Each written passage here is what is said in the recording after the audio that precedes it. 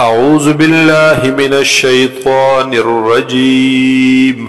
بسم الله الرحمن الرحيم.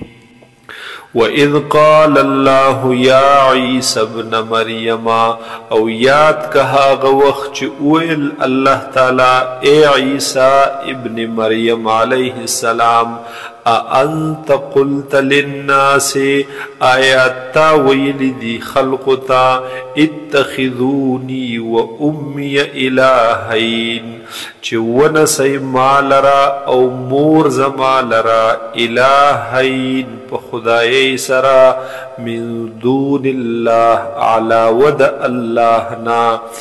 قال عیسیٰ علیہ السلام فرمائل، سبحانک پاکی دتا لرا اے اللہ، ما یکون لی ندی جائز زما دپارا، تصور نشی کے دے زمانا، ان اقول ما لیس لی بحق، چیز اویم ما حق خبرا لیس لی بحق، چی حقا ند مناسب زما دپارا، ند جائز زما دپارا.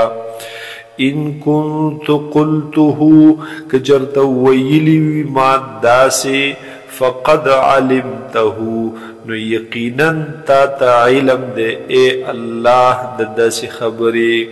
تعلم ما فی نفسی تا علم دے دہا غس چی دی پزڑ زما کے، ولا اعلم ما فی نفسک او ما تا علم نشت دہا غس چی دیستا پا علم کے اے اللہ. انکا انت علام الغیوب، بے شک تی اے اللہ لوی عالم پا پٹو خبرو دا غیب پا خبرونو.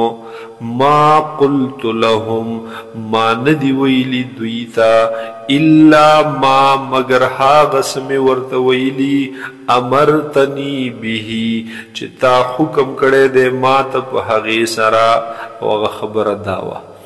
ان اعبدوا اللہ ربی و ربکم، چا عبادت کوئی تاسو دا اللہ، چا رب زما دے و رب ستاسو دے. وکنت علیہم شہیدا ما دمت فیہم، او مزا پا دوی باندے خبردارا گواہ ترکم پوری چیزوم پا دوی کے. فلما توفیتنی پس ہر کل چتا پور تکو مالرا اسمانونو تا، کنت انت الرقیب علیہم نویت اے اللہ نگہبان نگران و خبردار پدوی. وانت علی کل شیء شہید، او اے اللہ طیب ہر سیز باندے گواہ. ان تعذبهم پس کچرت تعذاب ورکی دویت اے اللہ، فإنهم عبادک پس بے شک دی دوی بندگانستا. وَإِن تغفر لهم او کتماب کی دوی لرا اے اللہ، فإنک انت العزیز الحکیم پس بے شک تی اے اللہ غالب او حکمت والا. قال اللہ هذا یوم ينفع الصادقین صدقهم، وہ فرمائی اللہ تعالی هذا یوم دا غورز، ینفع الصادقین صدقهم چی نفع بورکی رشتن خلقتا رشتیاد دوی. لهم جنات ویبد دی رشتن خلق دبار باغنا جنتنا، تجری من تحتها الانہار چی بہیگی بلاند دہغین نہرنا، خالدین فیہا ابدا ہمیشہ بوی دوی پدے کے ہمیشہ دبارا.